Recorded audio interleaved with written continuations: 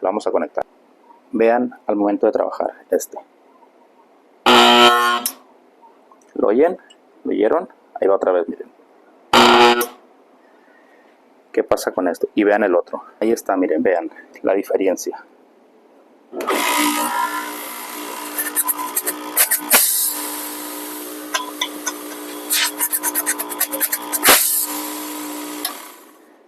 Esa es la diferencia.